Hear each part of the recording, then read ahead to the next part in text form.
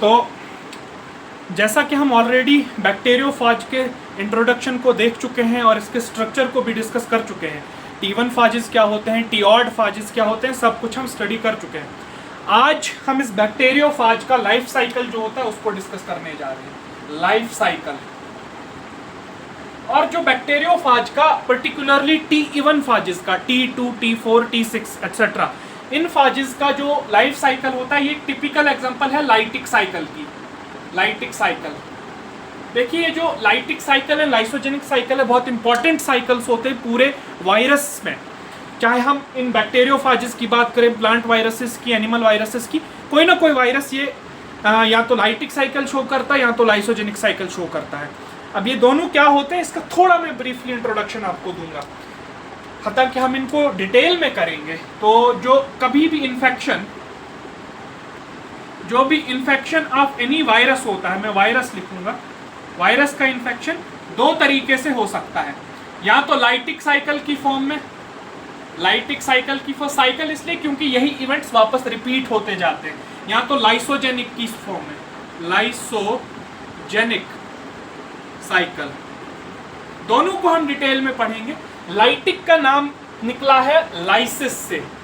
Lysis, lysis का मतलब होता है ब्रेक डाउन।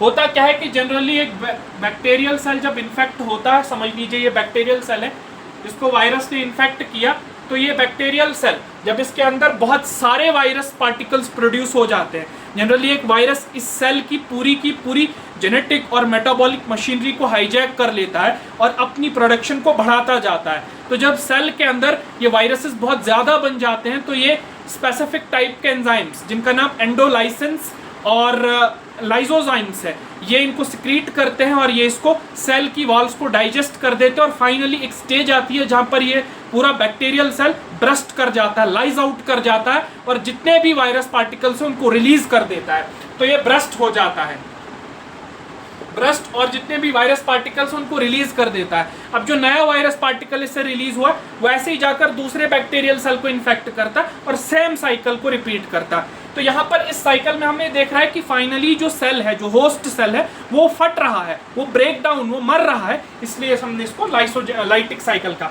लाइसोजेनिक साइकिल जो इसको टेम्परेट फाजिस शो करते हैं, टेम्परेट या इसी को लेटेंट भी बोलते हैं। टेम्परेट का मतलब जो उतने खतरनाक नहीं होते, थोड़े बहुत ठंडे मिजाज के होते हैं। अब ये थोड़ा बहुत मिसनोमर भी मैं कहूँ तो गलत नहीं होगा, क्योंकि फिलहाल के लिए एक बैक्टीरियल सेल को जब कोई टेम्परेट फाज अटैक करता है तो समझ लीजिए ये इसका डीएनए और इस बैक्टीरिया का मेन जीनोम है, तो ये डीएनए इस मेन जीनोम के साथ अपने आप को इंटीग्रेट कर लेता है। समझ लीजिए ये इसका जीनोम इसके साथ इंटीग्रेट कर गया। अब जब बैक्टीरियल सेल जो है अपने आप को डिवाइड कराता जाता है, तो इसके मेन जीनोम के साथ साथ ये वायरस का जीनोम भी डिवाइड होता जाता है। मतलब एक सेल पे जब इन्फेक्शन होती है तो वो सेल टूटता नहीं, बल्कि इसके जीनोम के साथ इंटीग्रेट होकर वो आगे कई जनरेशंस तक बढ़ सकता है। लेकिन एक पर्टिकुलर पॉइंट आता है जिसको हम लाइसोजेनिक साइकिल में इंडक्शन पॉइंट बोलेंगे। वो इंडक्शन स्टिमुलस अगर इस सेल को मिल जाता है तो ये वायरल जीनोम इसमें से डिसइंटीग्रेट होकर वापस लाइटिक साइकिल में एंटर हो जाता है। मतलब फिर जितने भी इवेंट्स लाइटिक साइकिल के वो रिपीट होते हैं, पूरा सेल ब्रस्ट आउट हो जाता है, वही किस्सा रिपीट होता है। लेकिन फिलहाल के लिए हमने देखा कि लाइटिक साइकिल में एक सेल की डेथ जो है वो तय होती है, इसमें भी डेथ है लेकिन थोड़ा लेटर पीरियड्स में जाकर। और यहाँ पर डीएनए के साथ जो इसका मेन जीनोम है उसके साथ वायरल जीनोम बाइंड नहीं करता, लेकिन यहाँ पर वो इंटीग्रेट करता है एक स्पेसिफिक एंजाइम की हेल्प से जिसका नाम इंटीग्रेज होता है। इतना तो बेसिक इंट्रोडक्शन था, और हम दोनों साइकिल्स को डिटेल में पढ़ेंगे, लाइटिक साइकिल को भी और लाइसोजेनिक साइकिल को भी। बट फिलहाल के लिए आज का हमारा टॉपिक है लाइटिक साइकिल। लाइटिक साइकिल को डिटेल में समझने की कोशिश कर रहे हैं। तो लाइटिक साइकिल हमने देखा कि जो वायरुलेंट फाजिस होते हैं, जो T1 फाजिस है वो शो करते हैं, T2, T4, T6 फाजिस। अब होता क्या है कि जो पहला स्टेप है, कुछ स्टेप्स में मैं आपके पूरे साइकिल को क्लियर कर दूंगा, उसको हम एड्सॉर्प्शन बोलते हैं। एड्सॉर्प्शन या उसी को हम अटैचमेंट भी बोलते हैं। एड्सॉर्प्शन और अटैचमेंट। एड्सॉर्प्शन का मतलब है किसी सरफेस के साथ किसी चीज का चिपक जाना, और अटैचमेंट का भी मतलब है अपने आप को उसके साथ अटैच कर लेना, लगा देना। तो जनरली होता क्या है कि इन्फेक्शन का पहला स्टेप है एक बैक्टीरिया है, समझ लीजिए ये ई कोलाई का बैक्टीरिया है, ई कोलाई का बैक्टीरिया है। इसके ऊपर आपके पास एक बैक्टीरियोफाज आता है और बैक्टीरियोफाज जो है इस पर अटैच हो जाता है, क्योंकि पहला स्टेप है अटैचमेंट का। तो इस बैक्टीरियोफाज का इस सेल के साथ अटैच होना, जुड़ना, यही पहला स्टेप है इन्फेक्शन का। इसको हम एड्सॉर्प्शन या अटैचमेंट बोलते हैं। लेकिन इसके लिए कंडीशन प्रोवाइडेड है। होना क्या है कि ये जो सेल सरफेस है, ये सेल सरफेस जितना भी इसकी म्यूकोपेप्टाइड लेयर से या जो सेल वॉल होती है बैक्टीरिया की, वहां पे एक स्पेसिफिक एसिड होता है, उसका नाम है डायअमाइनो पिकोनिलिक एसिड। अगर वो डायअमाइनो पिकोनिलिक एसिड इस सेल वॉल में है तो ये बैक्टीरिया जो है इसके साथ बाइंड नहीं कर सकता। लिहाजा जहां जहां पर वो एसिड एब्सेंट है वहीं वहीं पर बैक्टीरियोफाज अपने आप को एड्सॉर्ब या अटैच करा सकता है। तो first requirement is absence of diamino picolinic acid. बहुत इंपॉर्टेंट है, ये इसको डिफेंस मैकेनिज्म प्रोवाइड करता है। तो ये जहां पर नहीं होगा वहां पर बैक्टीरियोफाज अपने आप को अटैच करा लेगा। दूसरी जो चीज आपने समझनी है कि इस बैक्टीरियोफाज के जो टेल फाइबर्स होते हैं, टेल फाइबर्स, ये टेल फाइबर्स इस बैक्टीरियल सरफेस पे प्रेजेंट कुछ स्पेसिफिक प्रोटीन्स, जिन प्रोटीन्स का नाम रिसेप्टर्स होता है, रिसेप्टर्स के साथ बाइंड करती है, बाइंड। तो आपको अगर कोई पूछे कि एड्सॉर्प्शन में बैक्टीरियोफाज का कौन सा पार्ट बैक्टीरिया के साथ बाइंड करता है, तो आप टेल फाइबर बोलोगे। टेल फाइबर और रिसेप्टर्स बाइंड करते हैं। अब कैसे, वो मैं जरा आपको बता देता हूं। से for example this is a tail fiber. अब जो टेल फाइबर है ये प्रोटीन नेचर का है, तो जाहिर सी बात है इसमें अमाइनो एसिड्स होंगे।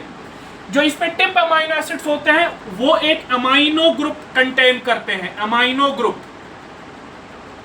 और हमें पता है कि जो अमाइनो ग्रुप है ये पॉजिटिवली चार्ज होता है, that is NH4 positive, ammonium ion वही अमाइनो ग्रुप होता है, दैट इज पॉजिटिवली चार्ज। अब इसके साथ जो बाइंड करने वाला रिसेप्टर बैक्टीरियल सरफेस पे प्रेजेंट है, ये रिसेप्टर एक कार्बोक्सिल ग्रुप को कंटेन करता है, कार्बोक्सिल ग्रुप।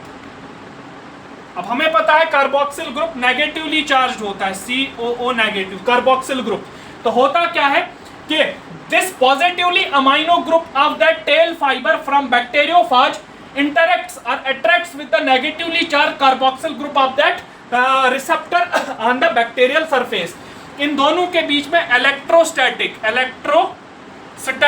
अट्रैक्शन होती है, जिसकी वजह से फाइनली यहां पर ये पूरा का पूरा बैक्टीरियोफाज इसके साथ टाइटली बाउंड हो जाता है, अटैच हो जाता है, और ऐसे हमारे पास फर्स्ट स्टेप कंप्लीट होता है रिएक्शन का। अब इसके बाद जो दूसरा स्टेप होता है उसको मैं यहीं पे डिस्क्राइब कर देता हूं। उसको बोलते हैं digestion of wall, digestion of wall. किसकी वॉल को डाइजेस्ट करना है? देखिए अब होता क्या है कि ये बैक्टीरिया है, इसके ऊपर बैक्टीरियोफाज था। अब मैं आपको इवेंट समझाऊंगा कि हुआ क्या है, गौर से समझिएगा। देखिए ये जो टेल फाइबर्स हैं, समझ लीजिए ये ऐसे हैं, this is the tail fiber. मैं दो ही बना रहा हूं, और ये बेसल प्लेट है जिसके साथ ये कनेक्टेड है, ऊपर पूरा बैक्टीरियोफाज है। जब ये टेल फाइबर बेंड होंगे, समझिए ये बेंड होंगे, ये एंगल रिड्यूस होगा। इनके बेंडिंग की वजह से ये जो बेसल प्लेट है ये नीचे की तरफ डाउनवर्ड शिफ्टिंग करेगी। देखिए जब ये बेंड करेंगे टेल फाइबर्स, तो जाहिर सी बात है ये जो बेसल प्लेट है ये नीचे की तरफ शिफ्ट होगी, कुछ इस तरीके से। एक लॉजिकल सीन है। देखिए यहां पर इनकी बेंडिंग हुई तो ये जो टेल फाइबर था ये नीचे डिसेंड करती है। सिमिलरली जब इन सब की बेंडिंग होगी तो ये जो बीच में टेल है ये नीचे आ जाती है, और जो बेसल प्लेट है ये सेल सरफेस के साथ कांटेक्ट में आ जाती है, जैसे मैंने यहाँ पर दिखाया है। ये स्टेप आपको क्लियर होना चाहिए। तो आपको अगर कोई पूछे कि किस तरह से बेसल प्लेट सेल सरफेस के कांटेक्ट में आ रही, तो आप बताओगे due to bending of tail fibers, bending of tail fibers, bending of tail fibers. अब जो ये बेसल प्लेट है, बेसल प्लेट जो हेक्सागोनल बेसल प्लेट होती है, ये कुछ एंजाइम्स कंटेन करती है जिनका नाम लाइसोजाइम्स है। ये प्रोटीन नेचर के एंजाइम्स होते हैं। ये लाइसोजाइम्स जब एक्ट करते हैं इस सेल सरफेस पे, तो यहाँ पर इसकी वॉल को डाइजेस्ट कर देते हैं, क्योंकि लाइसोजाइम हमें पता है प्रोटीएज हो सकते हैं, लाइपेज हो सकते हैं, कार्बोहाइड्रेट्स को डाइजेस्ट करने वाले एंजाइम हो सकते हैं, तो यहाँ पर एक टाइनी होल क्रिएट कर देते हैं, यहाँ पर होल क्रिएट कर देते हैं। अब यहाँ पर एक एविडेंट फैक्ट है कि अगर एक बैक्टीरियल सेल को मल्टीपल फाजेस ने इन्फेक्ट किया है, तो हर कोई इस डाइजेशन वाले स्टेप में एक एक होल उस पे क्रिएट करेगा, तो हो सकता है कि वो बैक्टीरियल सेल जो है वो मर जाए पूरा का पूरा, मल्टीपल होल्स की वजह से वो ब्रस्ट हो जाता है। लेकिन अगर जनरली यहाँ पर बैक्टीरियल सेल को एक ही फाज इन्फेक्ट कर रहा है, तो एक ही होल जो है यहाँ पे क्रिएट होगा, उससे उतना कोई इशू नहीं होता। तो यहाँ पर होल क्रिएट हो चुका है। अब तीसरा जो स्टेप है, दो स्टेप आपको क्लियर हो गए, that is absorption, attachment and second is digestion of wall. इसके बाद जो तीसरा स्टेप है उस पे हम जा रहे हैं, and the third step is known as injection of DNA. Note करेंगे आप इसको, third step is known as injection of DNA. Injection, आप सीधे इंजेक्शन भी लिख सकते हो इसको, इसी स्टेप को हम पेनिट्रेशन भी बोलते हैं, वो भी मैं लिख देता हूं, पेनिट्रेशन। अब होता क्या है इसको समझिए, जैसे ये आपके पास बैक्टीरियल सेल था, ये इसका मेन जीनोम था, अब इसके ऊपर बैक्टीरियोफाइल जो था वो ऐसे लग चुका था, जिसने इसके साथ कांटेक्ट बना लिया था, बेसल प्लेट जो थी वो इसके साथ लग चुकी थी, और इसने यहाँ पे एक पोर क्रिएट कर दिया था, ये इसके टेल फाइबर्स हैं। इतना तो हमने पढ़ लिया। अब होता क्या है कि ये जो इसके अराउंड शीथ होती है, हमें पता है कि शीथ, ये शीथ में हमने पढ़ा था कि हमारे पास कैप्सोमियर्स होते हैं जो प्रोटीन कॉन्ट्रैक्टाइल नेचर की होती है, मतलब ये जो प्रोटीन के सब यूनिट्स हैं आपस में कॉन्ट्रैक्ट कर सकते हैं। अगर ये इतना साइज था, कंट्रैक्शन के बाद रिड्यूस हो सकता है इनका साइज। होता क्या है, इस स्टेप में ये प्रोटीन शीट जो है कंट्रैक्ट करती है, तो मैं लिखूंगा contraction, contraction, contraction of protein sheet. Protein sheet के कंट्रैक्शन की वजह से जो इसमें सेंट्रल कोर है वो नीचे धंस जाती है। आप ऐसे समझिए ये एक कोर है, इसके बाहर से इस पे चिपके हुए ये प्रोटीन के कैप्सोमियर्स हैं जो इसको नीचे तक चिपके हैं। लेकिन जब ये कैप्सोमियर्स बाहर से कॉन्ट्रैक्ट करेंगे, अपने साइज को रिड्यूस करेंगे, तो ये कुछ ऐसा मामला हो जाएगा। समझ लीजिए कि इन्होंने अपने आप को कॉन्ट्रैक्ट किया, अब इनका साइज जब रिड्यूस हुआ तो ये जो कोर थी, दिस इज कोर, ये कोर नीचे चली गई, देखिए इसमें बाहर हो गई, एक्सपोज हो गई। जनरली होता क्या है कि इनके कॉन्ट्रैक्शन से जो अंदर की ये कोर होती है ये आगे इस पे चली जाती है। सिमिलर वे में जैसे आपने एक सुई को, एक नीडल को जब इंजेक्शन लगाते हैं तो वो अंदर घुस जाती है, सेम वे में बैक्टीरिया में एक कोर जो है अंदर पेनिट्रेट कर जाती है due to contraction of protein sheath, that is called as injection और पेनिट्रेशन, क्योंकि इसके अंदर पेनिट्रेट कर रहा है। अब पेनिट्रेशन की वजह से इसके अंदर जो जेनेटिक मटेरियल था, इस जेनेटिक मटेरियल को एक पाथ मिल जाता है और ये इस पाथ के थ्रू इस सेल में आ जाता है। इसका डीएनए, इसका डबल स्ट्रैंडेड डीएनए होता है, सर्कुलर डीएनए होता है जो पहले लीनियर में कन्वर्ट होता है, उसके बाद इस कोर के थ्रू वापस इस सेल में आ जाता है। That is the third step जो मैं आपको बता चुका हूं, इसको आप नोट कीजिए। इसके बाद हम अगले स्टेप पे चलते हैं, हटाने की जरूरत नहीं, यहां पे मैं लिखूंगा इसका फोर्थ स्टेप है। अब ये बायोसिंथेटिक फेज स्टार्ट हो जाता है, लेकिन इसको हम बताते हैं formation of early proteins. Formation of early proteins होता क्या है कि आपने समझना है इस बात को। देखिए ये बैक्टीरियल सेल था, यहां पर आपके पास एक मेन न्यूक्लियाइड था इसका, ई कोलाई का, और यहां पर अब इसका डीएनए आ गया है।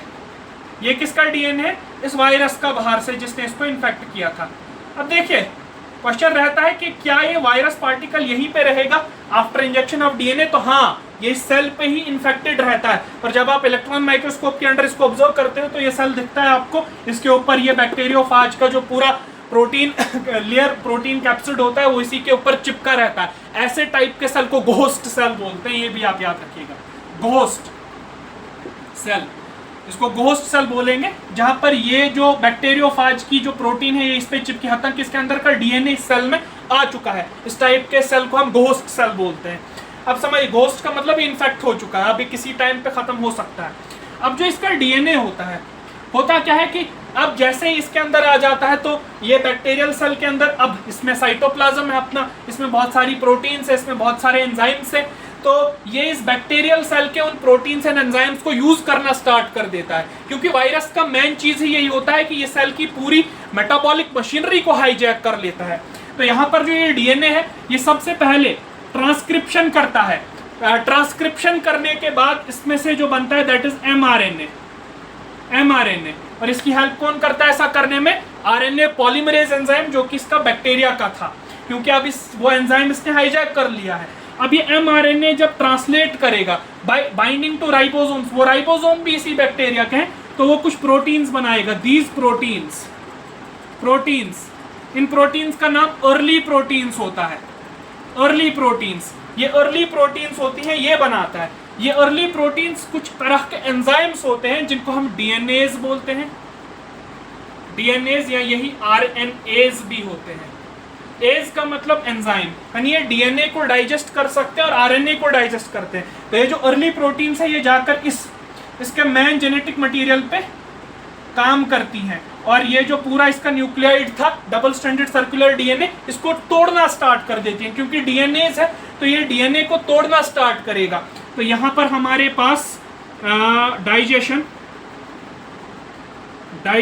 ऑफ न्यूक्लियोइड जो है वो स्टार्ट हो चुका है due to this early proteins. ये चीज आपको समझ में आ गई कि इनकी डाइजेशन हो गई। अब इसके बाद वाला स्टेप जो है वो मैं बताऊंगा। अब देखिए एक और चीज जो मैंने यहाँ पे बतानी है आपको, कि यहाँ पर घोस्ट सेल के अंदर डीएनए तो आ चुका है, लेकिन होता क्या है कि इस पीरियड के लिए इस सेल में वायरस को डिटेक्ट करना पॉसिबल नहीं होता है। जनरली इसके अंदर ये क्या बोलते हैं, इसका जेनेटिक मटेरियल भी आ चुका है, इसने अपनी अर्ली प्रोटीन सिंथेसिस भी स्टार्ट कर दी है, इसने ट्रांसक्रिप्शन और ट्रांसलेशन भी कर दी है, लेकिन इस पीरियड तक वायरस को डिटेक्ट नहीं किया जा सकता किसी भी सेल में। इस पीरियड को हम एक्लिप्स पीरियड बोलते हैं, आप नोट कीजिए, इतने पीरियड को हम एक्लिप्स पीरियड बोलते हैं। एक्लिप्स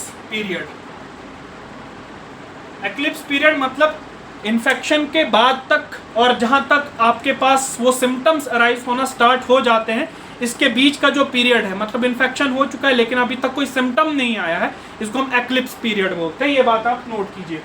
इसके बाद जो फिफ्थ स्टेप है वो आप लिखिए। फिफ्थ स्टेप है replication of viral genome. Yes, इसके बाद आपके पास आएगा रेप्लिकेशन। फिफ्थ स्टेप के अंदर रेप्लिकेशन ऑफ वायरल जीनोम। अब हमने पहले पढ़ा क्या था कि अर्ली प्रोटीन सिंथेसिस की वजह से जो बैक्टीरिया का मेन डीएनए था वो डिसइंटीग्रेट हो चुका था। अब समझिए, उसका न्यूक्लियोइड जो था टूट चुका था उन अर्ली प्रोटीन्स ने, जिसमें डीएनएज एंजाइम था, उसने उसको तोड़ दिया था। अब हमें पता है कि जब कोई भी डीएनए का या न्यूक्लिक एसिड का सेगमेंट टूटता है तो वो क्या बनाता है, वो न्यूक्लियोटाइड्स बनाता है।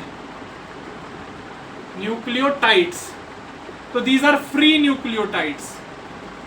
ये फ्री न्यूक्लियोटाइड्स जो है इस पूरे के पूरे सेल में मिले। ये फ्री न्यूक्लियोटाइड कहाँ से आए, हमारे पास जो इसका न्यूक्लियोटाइड था उसको डीएनए ने तोड़ दिया है।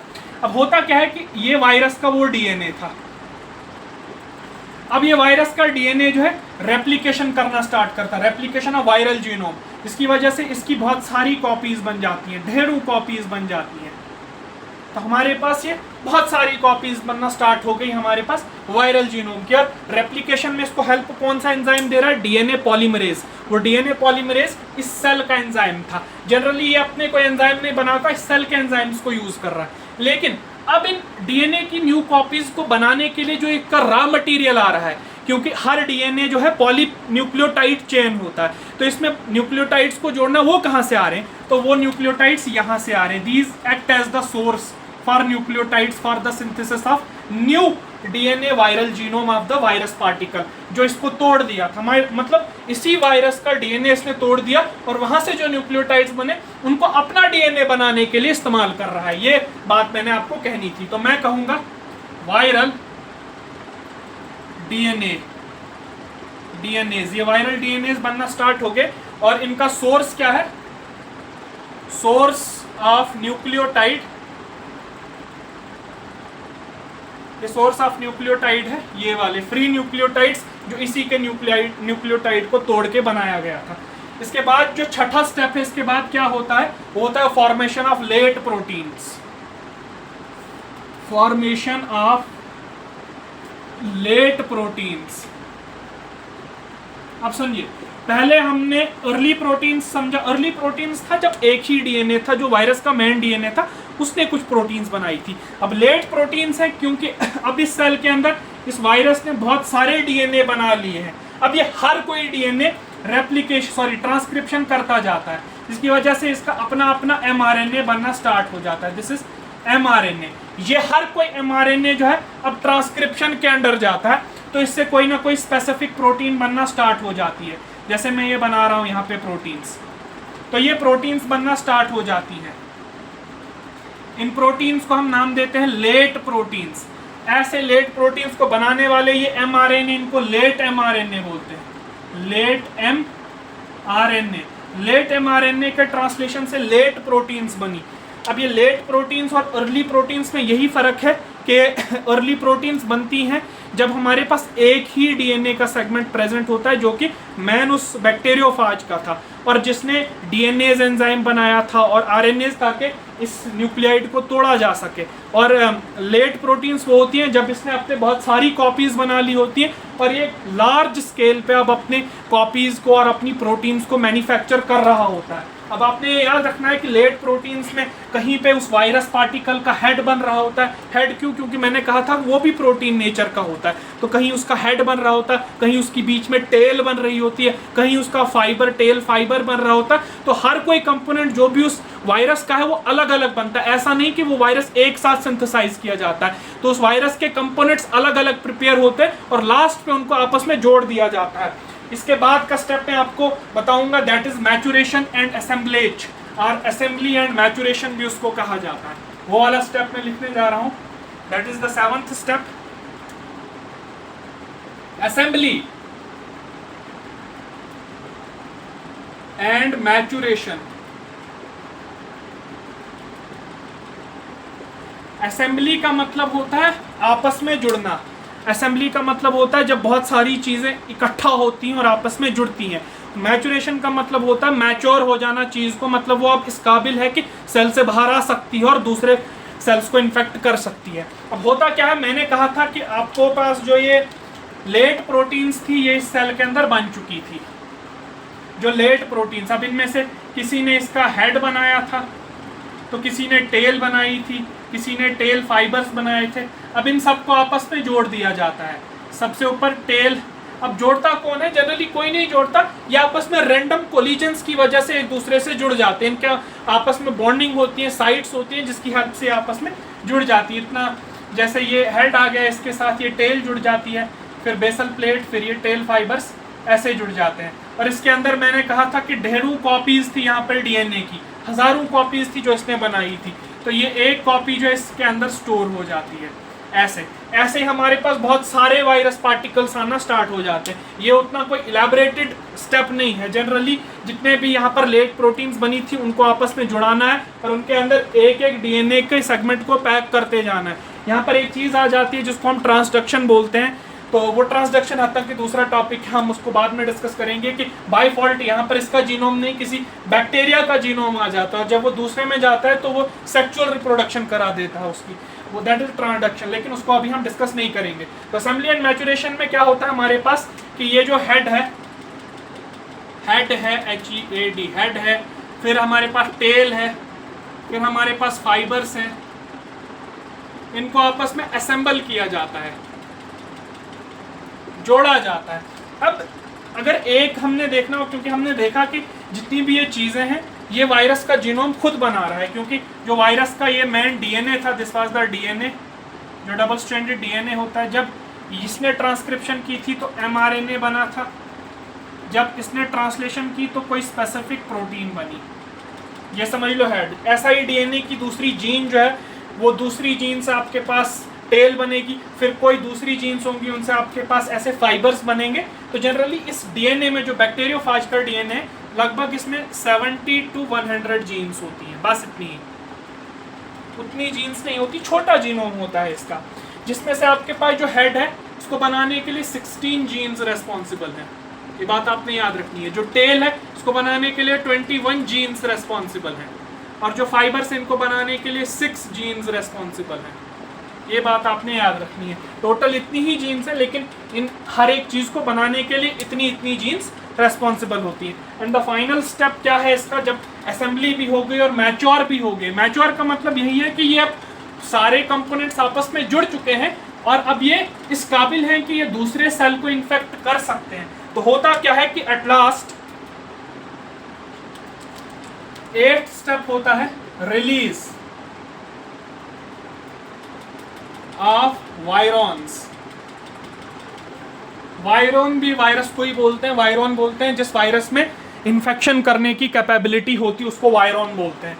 अब देखिए 8th स्टेप क्या होगा। जैसे ये हमारे पास था, इसके अंदर इस बैक्टीरियल सेल के अंदर अब हमारे पास बहुत सारे वायरसेस बन चुके थे। आप ऐसे बना लीजिए रफली, चलो मैं 2 ही बना लेता हूं। अब होता क्या, इसके अंदर एक टिपिकल ई कोलाई, इसके अंदर लगभग जब 200 से 300 कॉपीज बन जाती हैं, ये उतना कोई घंटों का या दिनों का टाइम नहीं, बल्कि ये सिर्फ और सिर्फ 20 टाइम लेता है। 20 टाइम में 200 से 300 कॉपीज इस बैक्टीरियोफाज की इस एक सेल के अंदर बन जाती हैं। अब होता क्या है कि ये जो बैक्टीरियोफाज था, मैंने कहा था कि इसके अंदर बहुत सारी जीन्स होती हैं। इस बैक्टीरियोफाज के डीएनए के अंदर, से for example this is the DNA of bacteriophage. DNA मैंने कहा था कि इसके अंदर कोई 70 से लेकर 100 जीन्स तक होती हैं, जिसमें से जो आपके पास 16 जीन है वो हेड बनाती हैं, 21 जीन टेल बनाती हैं, और 6 जीन जो है वो आपके पास ये करती हैं, क्या बोल रहे हैं, टेल फाइबर। लेकिन जो बाकी जीन्स बचती हैं वो क्या करती हैं, तो कुछ जीन्स, सम जीन्स ये एंजाइम्स बनाती हैं, जैसे लाइसोजाइम प्लस एंडोलाइसेंस, ये नाम के एंजाइम्स बनाती है। ये लाइसोजाइम इस बैक्टीरियोफाज के अंदर जो ये बेसल प्लेट होती है, इस बेसल प्लेट के अंदर ये लाइसोजाइम्स जो है स्टोर हो जाते हैं, यहाँ पर ये चिपक जाते हैं, ताकि जब ये अगली बार इन्फेक्ट करे तो ये लाइसोजाइम्स उसको उस डाइजेशन कर सके उस सेल वाल के, और उसके अंदर पोर को जनरेट कर सके। अब यही लाइसोजाइम्स और एंडोलाइसिन्स जो यहाँ पे बहुत सारे इन्होंने बनाए हैं, say for example these are lysozymes plus endolysins. ये क्या करते हैं कि लाइसोजाइम अंदर से इस सेल को डाइजेस्ट करना स्टार्ट कर देते हैं, इस सेल वाल को डाइजेस्ट करना स्टार्ट कर देते हैं, और एंडोलाइसिन्स भी वही एंजाइम्स होते हैं जो सेल वाल कंपोनेंट्स को डाइजेस्ट करते हैं। जनरली इनका काम एक ही है। अब एंडोलाइसिन्स इसलिए इनका नाम पड़ा, एंडो का मतलब है इनसाइड एंड लाइसेंस का मतलब है ब्रेक डाउन, ये अंदर से सेल को तोड़ना स्टार्ट करते हैं। तो these act integrally to disintegrate the cell.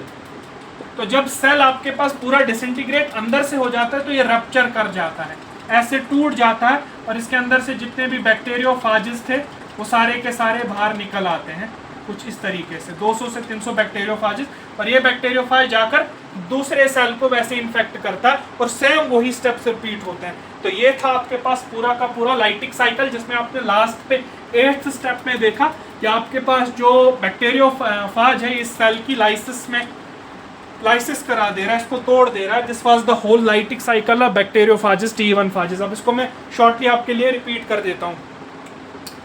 सबसे पहले हमने देखा कि जो बैक्टीरियोफाज होता है वो सेल को वहाँ पे इन्फेक्ट करता है जहाँ पर डायमाइनो पिकोलिनिक एसिड एब्सेंट होता है, प्लस कुछ रिसेप्टर प्रोटीन्स होती हैं जहाँ पर नेगेटिव कार्बोक्सिल ग्रुप होता है, और टेल फाइबर में अमाइनो पॉजिटिव ग्रुप होते हैं जिनके बीच में इलेक्ट्रोस्टैटिक अट्रैक्शन की वजह से जो लिगेंड रिसेप्टर कॉम्प्लेक्स है वो बन पाता है। दूसरा स्टेप होता है डाइजेशन ऑफ वॉल।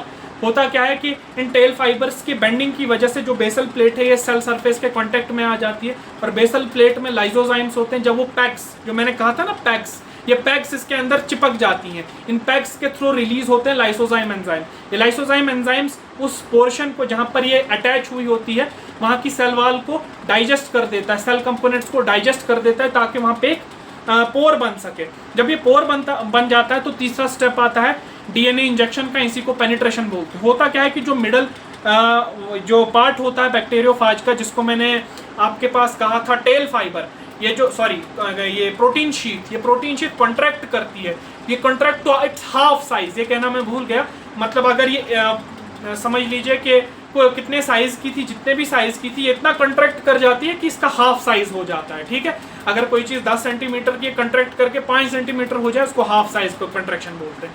तो ये टेल शीथ कंट्रैक्ट करती है टू इट्स हाफ साइज, ताकि जो सेंट्रल कोर है वो डीएनए के अंदर इंजेक्ट हो जाए, जैसे एक सुई जो है इंसान के फ्लैश के अंदर चुभती है। वैसे ये इंजेक्शन के बाद इसी स्टेप को पेनिट्रेशन बोलते हैं। अब जो हेड के अंदर आपके पास न्यूक्लिक एसिड था, जो डीएनए था, उसको पाथ मिल जाती है सेल में आने के लिए। जब डीएनए जो है होस्ट सेल में आ जाता है, अब डीएनए सबसे पहले ये डीएनए उस सेल में से आरएनए पॉलीमरेज को लेकर ट्रांसक्रिप्शन करके एमआरएनए बनाता है। ये एमआरएनए ट्रांसलेशन करके कुछ प्रोटीन्स बनाता है, जिनको हम अर्ली प्रोटीन्स बोलते हैं। ये प्रोटीन कुछ स्पेसिफिक टाइप के एंजाइम्स होते हैं, जिनको हम डीएनएज एंड आरएनएज बोलते हैं। ये डीएनएज एंजाइम आपके न्यूक्लियोटाइड पोर्शन को डाइजेस्ट कर देती हैं, जिसकी वजह से फ्री न्यूक्लियोटाइड्स बहुत ज्यादा बढ़ जाते हैं वहां पर। इसके बाद का स्टेप है आपके पास बायोसिंथेटिक फेज का स्टेप आता है, जहां पर आपके पास ये आरएनए वायरल रेप्लिकेशन स्टार्ट हो जाती है। कहने का मतलब जो वायरस का डीएनए था, अब उसने डीएनए पॉलीमरेज की प्रेजेंस में अपनी रेप्लिकेशन स्टार्ट कर दी है। और इसके लिए जो न्यूक्लियोटाइड्स आ रहे हैं वो कहां से आ रहे हैं? वही न्यूक्लियोटाइड जो डीएनए ने तोड़ा हुआ था, जिसकी वजह से बहुत सारी कॉपीज डीएनए की यहाँ पे बन जाती हैं। अब इतने पीरियड ऑफ टाइम के लिए सुनिए, इससे पहले जो मैंने कहा था, एक एक्लिप्स पीरियड का नाम भी मैंने यहाँ पर कहा था, कि जहां इन्फेक्शन से लेकर पूरे अटैक यानी एड्सॉर्प्शन से लेकर इस एड्सॉर्प्शन से स्टेप के लेकर यहाँ तक सिंथेसिस ऑफ अर्ली प्रोटीन्स का जो ये पीरियड रहता है, इसको हम एक्लिप्स पीरियड बोलते हैं। इस एक्लिप्स पीरियड में वायरस इन्फेक्शन को डिटेक्ट करना इम्पॉसिबल है सेल के अंदर। जैसे ही लेट प्रोटीन सिंथेसिस स्टार्ट हो जाती है, तब जाकर आप वायरस पार्टिकल को डिटेक्ट कर पाते हो कि बैक्टीरियल सेल इन्फेक्टेड है। अब होता क्या है कि आपके पास वायरल रेप्लिकेशन की वजह से सेवरल डीएनए बन चुके होते हैं वायरस के। अब होता है फॉर्मेशन ऑफ लेट प्रोटीन्स। अब हर कोई डीएनए में अपनी अपनी जो जीन्स होती हैं, वो अपने हिसाब से अपने आप को एक्सप्रेस करना स्टार्ट करती हैं। वो आरएनए पॉलीमरेज की हेल्प से ट्रांसक्रिप्शन करके पहले लेट आरएनएज को बनाती हैं। वो लेट आरएनएज ट्रांसलेशन करके आपके पास ये लेट प्रोटीन्स बनाती हैं। उनमें से कुछ लेट प्रोटीन्स जो हैं हमारे पास हेड बनाती हैं, कुछ जो है टेल बनाती हैं, और कुछ हमारे पास टेल फाइबर्स बनाती हैं। इसके बाद जो लास्ट स्टेप आता है, that is assembly and maturation, कि हर कोई कंपोनेंट जो अलग अलग से बना है वो आपस में जुड़कर एक पूरा का पूरा बैक्टीरियोफाज बना लेता है, जिसके हेड में आपके पास एक डीएनए के सेगमेंट को या एक डीएनए को पैक कर दिया जाता है। तो अब एक जो पार्टिकल ये पूरा मैच्योर हो चुका है, इसको वायरॉन बोलते हैं। वायरॉन उस वायरस को बोलते हैं कि जो कैपेबिलिटी रखता है इन्फेक्शन करने की, उसको हम वायरॉन बोलते हैं। तो एक वायरॉन यहाँ पे बन चुका है असेंबली के बाद। अब होता क्या है कि मैंने कहा कि ये जो बैक्टीरियोफाज का जीनोम है बहुत छोटा होता है। इसमें लगभग 70 से 100 जीन्स होती हैं, जिसमें से 16 जीन्स रेस्पॉन्सिबल हैं आपके हेड को बनाने के लिए, 21 जीन्स रेस्पॉन्सिबल हैं टेल को बनाने के लिए, और 6 जीन रेस्पॉन्सिबल हैं आपके पास इस टेल फाइबर को बनाने के लिए। रेस्ट ऑफ द जीन्स वो रेस्पॉन्सिबल हैं आपके पास लाइसोजाइम्स और एंडोलाइसेंस को बनाने के लिए। अब लास्ट स्टेप होता है release of enzyme, release of virus. इसमें क्या होता है कि आपके पास एंडोलाइसेंस और लाइसोजाइम्स सेल को अंदर से डिग्रेड करना स्टार्ट कर देते हैं। जब सेल वॉल कमजोर हो जाती है और अंदर से बहुत सारे वायरस पार्टिकल प्रोड्यूस हो चुके होते हैं, तो ये सेल वॉल रप्चर कर जाती है। इसके लाइसिस की वजह से जितने भी वायरस पार्टिकल अंदर प्रोड्यूस हुए थे वो बाहर आ जाते हैं और दूसरे सेल्स को इन्फेक्ट करना स्टार्ट कर देते हैं। तो this was the whole story. अगली वीडियो में हम देखेंगे लाइसोजेनिक साइकिल क्या होता है। Thank you.